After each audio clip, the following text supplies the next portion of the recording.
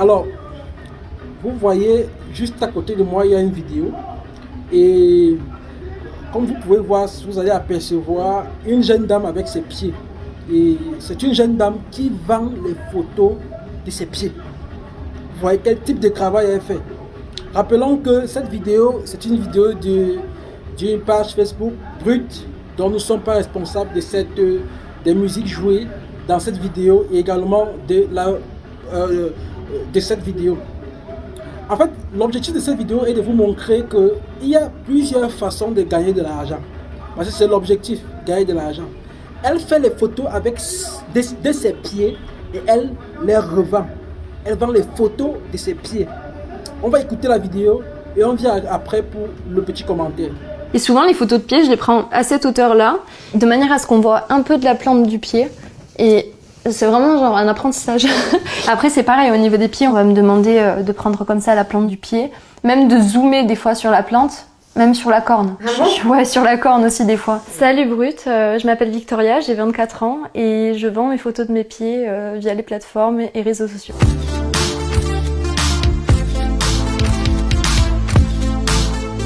Ça par exemple, c'est un contenu vidéo où on me demande de mettre des chaussures nu-pieds, de les enlever, de caresser le pied.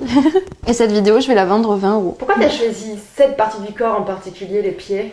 Parce que les pieds, en fait, c'est un truc à la base dont j'avais plutôt honte. Et puis un jour, j'ai rencontré un fétichiste qui m'a dit que j'avais des pieds magnifiques, des pieds divins. Et il m'a vraiment décomplexée sur cette partie-là. Et je permets aussi à une certaine partie de la population on va dire de ressentir du plaisir, quoi. C'est un côté érotique, en fait. Est-ce que tu as conscience d'être, en quelque sorte, un objet de désir pour ces personnes? Alors, oui, j'en ai conscience parce que je reçois énormément de messages tous les jours. Et moi, la seule partie que j'apprécie pas trop, c'est des fois, j'ai l'impression d'être plus une frustration qu'autre chose. Je considère plus ça maintenant comme un métier parce que ça prend du temps. Mais c'est un hobby dans le sens où j'aime ce que je fais. Que ce soit TikTok, Instagram, même Mime.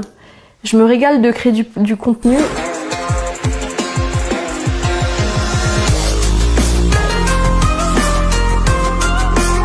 Et justement, combien tu gagnes? Alors, combien je gagne? Alors, ça varie, bien sûr. Ça varie de jour en jour.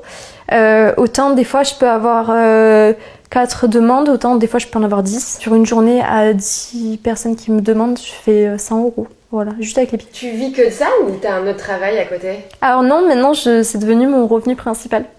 Je vis vraiment que de ça maintenant. On me disait que ça allait pas bien, que je tournais mal, enfin plein de petites choses comme ça, alors que pour moi c'est des pieds quoi, c'est pas, je veux dire, je trouve que c'est nul de s'empêcher de faire des trucs par rapport au jugement des gens en fait. Est-ce que tu t'es posé des limites?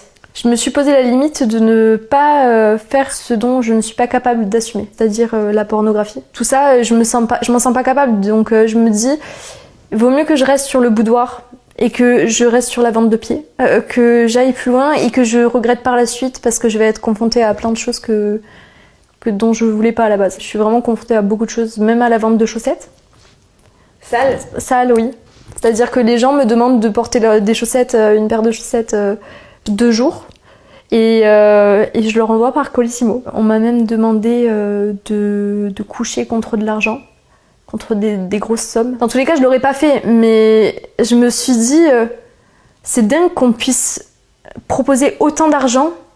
Enfin, moi, ça me paraissait dingue. Alors, Victoria n'est pas la seule. Sur le réseau, j'ai vu beaucoup de personnes, et notamment des femmes, qui vendaient des photos d'une partie, voire de tout leur corps. Et je me suis demandé quelles pouvaient être les dérives de ces pratiques. Et finalement, est-ce que vendre des photos de ses pieds est si anodin que ça? Alors, j'ai contacté Rachel Fleur-Pardo. Elle est avocate et cofondatrice de l'association Stop Ficha. Et elle lutte contre les violences en ligne. Y a-t-il une dangerosité à vendre des photos de ses pieds sur Internet? En théorie, non, il n'y a rien de dangereux, il n'y a rien d'illégal, surtout si vous êtes consentant à les vendre. Maintenant, ce dont il faut avoir conscience, c'est qu'en fait, aujourd'hui, on a beaucoup de difficultés à protéger les contenus qu'on diffuse en ligne. C'est-à-dire qu'une fois qu'ils sont diffusés, vous n'êtes pas à l'abri derrière qu'ils soient détournés. Et ça, c'est un échec collectif. C'est-à-dire qu'aujourd'hui, si vous demandez demain la suppression d'un contenu sur Internet, eh bien, c'est très, très difficile à obtenir. On voit tous les jours sur Telegram des contenus qui sont diffusés sans le consentement de la personne qui les avait initialement partagés. Est-ce que c'est c'est légal de poster des photos et de faire payer pour les voir? Oui, c'est tout à fait légal. Et est-ce qu'il y a un encadrement par la loi pour ces pratiques? Non, enfin, pas à ma connaissance. Avec le collectif Stop Fissia, il nous arrive en effet d'accompagner des personnes qui ont vu leurs images qu'elles avaient diffusées elles-mêmes de façon consentie, qu'elles avaient vendues, ensuite détournées. Et ça, c'est évidemment une sorte de mépris pour leur activité, pour leur travail, parce que derrière, elles sont détournées sans qu'il y ait de rémunération financière de leur activité.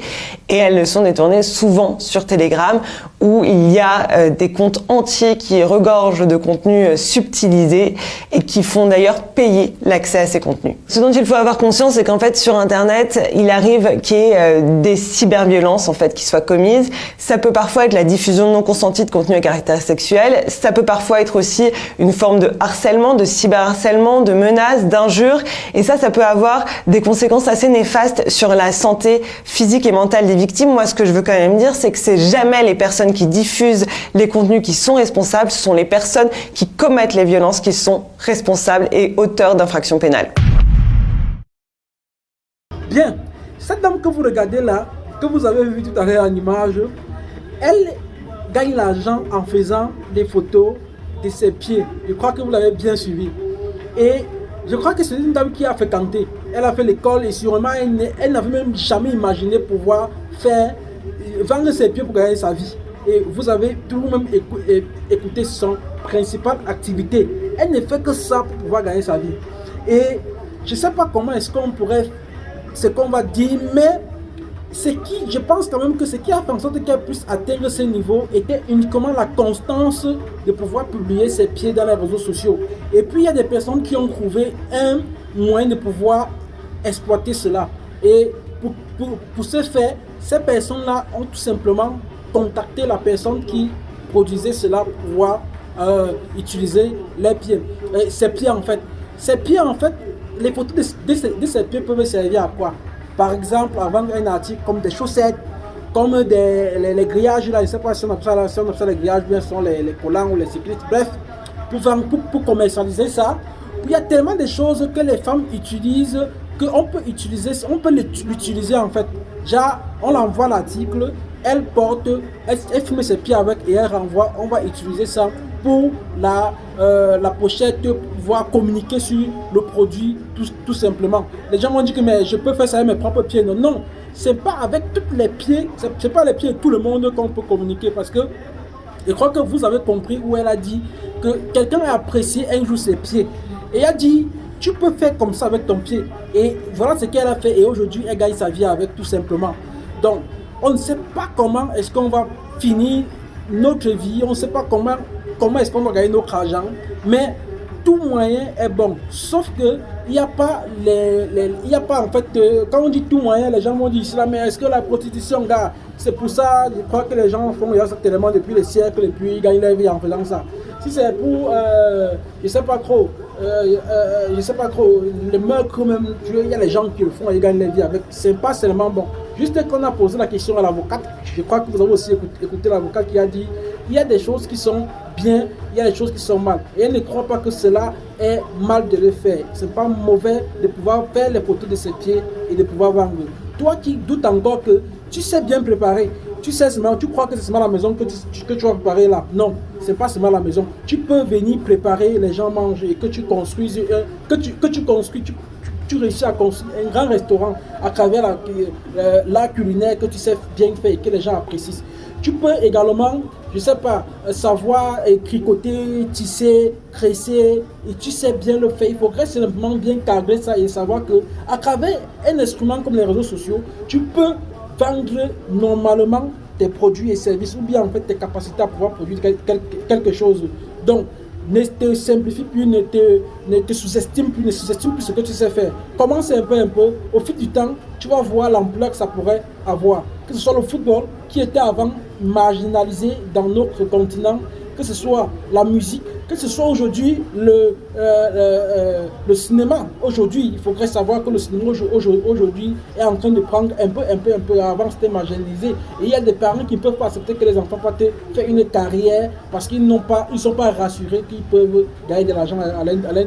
Il y a tellement de métiers qu'il faudrait qu'on commence à pouvoir développer ça. Le gouvernement ne peut pas tous nous recruter. Et le gouvernement n'est pas beaucoup plus là pour créer des emplois. Non, les emplois, c'est nous qui créons.